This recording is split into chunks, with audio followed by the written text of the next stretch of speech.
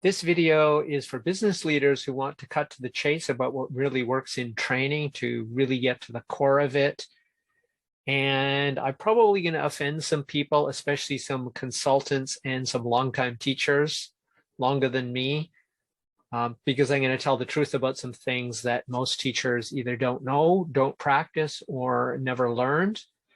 So let's get into this. This is actually an extension or continues on from Crush It Club 199, which was self-control, not self-esteem. Essentially, I'll get back to that at the end. Watch all the way to the end to get bonus material and get a little more insight into what that's about. I'll also put a link in the description or maybe there. I'm really crunched for time, so I'm being a little more casual than usual. Close as casual as usual, but everything else more casual than usual. So this is Crush It Club 200, how to train better and more effectively using the psychology of learning. Now, one of the shocking things is, or two shocking things is, just about every single teacher I have ever seen, and I'm not joking when I say this, and I have seen hundreds, don't actually understand how to use reinforcement, that is operant conditioning. And now that it's sort of fallen out of style, in fact, for many years in favor of things like preserving self-esteem and other nonsense and learning styles, which is also nonsense. The reason I'm being so direct is because that is the established scientific conclusion about both of those areas. They are entirely bullshit and have no scientific basis. They're very popular, they're drowning in confirmation bias, and they have no scientific basis. So I'm going to get into what does, and also what you can do instead. This isn't about being a jerk like I might seem to be to some people right now. This isn't about being mean or anything else. As a teacher, there's no reason you should be anything but kind, except in the most extreme situations, whether this is as a corporate trainer or in teaching kids. And believe me, the difference is almost non-existent. You just have more vocabulary with the C-suite executives, but little else. People are people, and in fact, more accurately, animals are animals, and whether you like it or not, we are animals.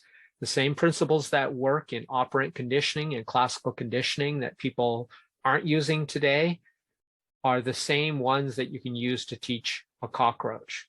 If it upsets you to think that a cockroach learns in the same way as you, not much I can do about it. Maybe you want to think about this. Approximately 95% of what we do as human beings, this is one of the most current estimates that I just looked up online recently, is unconscious.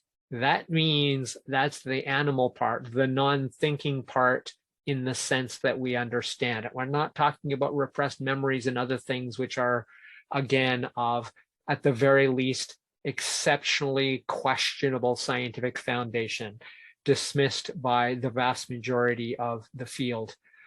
But here's really what it comes down to. What you need to do when you're learning, you need psychological safety, that is, allow people to feel safe enough to take risks and make mistakes, and also to disagree with each other, but you set up the classroom environment, regardless of whether it's a boardroom, whether it's leadership teaching, or whether it's kindergarten children, in such a way that mistakes are okay. You have to teach them that, because our culture, and especially the Japanese culture where I live in now, mistakes are, in the Japanese phrase, hazakashi. You're supposed to be ashamed of not being perfect. It's silly. And the reason it's silly is because it's actually counterproductive to learning. So here's what really, really, really, really works, has always really, really, really, really worked, back pretty much to B.F. Skinner, and that is randomly reward effort. This goes to Carol Dweck's more recent stuff that I figured out for myself long before I learned about her formal work on it. It validated what I understood from my teaching experience.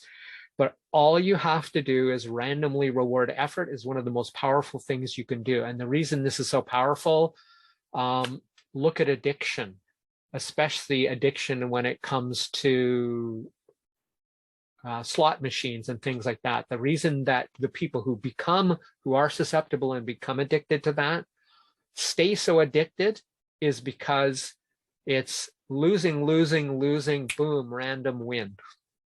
And in classical and operant conditioning, that is by far the hardest to extinguish. That is by far the hardest behavior to undo. If you give a rat, you get him to press the lever, the lever, the lever, the lever, nothing, nothing, nothing, food, nothing, nothing, food, nothing, nothing, nothing, nothing, nothing, food. By doing it randomly, all they know is if they click enough, they press the button enough, they pull the lever on the slot machine enough, it will eventually pay out because it's unpredictable. It causes an extended and a more stubborn behavior that is going to go on for a lot longer without reward, because as long as it's eventually rewarded before they quit, it becomes longer and longer and a more entrenched habit. The other thing you do is you celebrate progress. This is simple again. Every time somebody does something better than they did, even if it's a sliver better, you celebrate it, you high five them, you do a happy dance, you go, that's awesome. Oftentimes I snap my fingers and point, which even, especially in this culture, might normally be considered bad because of the context, the culture I've set up in the classroom. It's totally fine. I do things in my classroom, again, whether that's C-suite executives or senior citizens or young kids, that I've seen nobody else do and nobody else seems to be able to get away with, simply because they understand what it means in that context.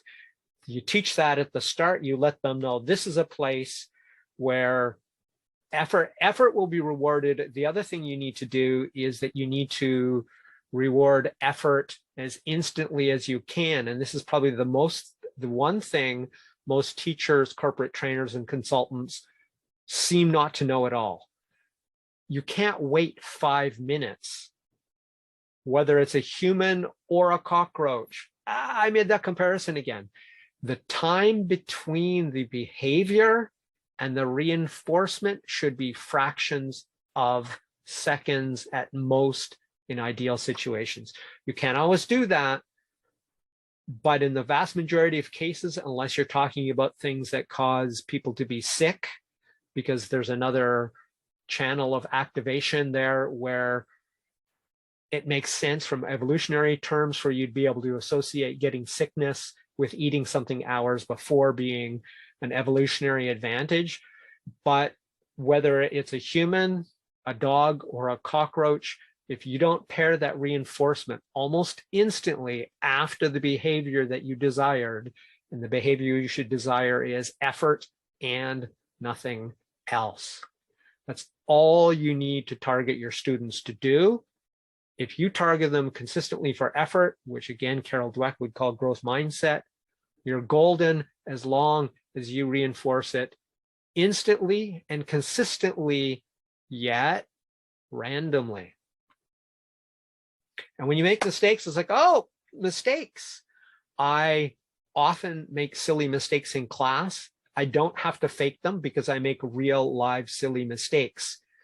Usually when I start to speak Japanese, because my Japanese is poor, it makes me accessible to my students. And then they realize, oh, well, everybody makes mistakes, so it's okay for us to make mistakes. Really, that's the entire thing. All you have to do is randomly reward effort, celebrate progress, then success, which will be inevitable if you celebrate progress consistently, but randomly reinforce instantly. That's it for Crush It Club 200. If you love this episode, please share it with somebody else. My name is Tim B. Green. Bye for now.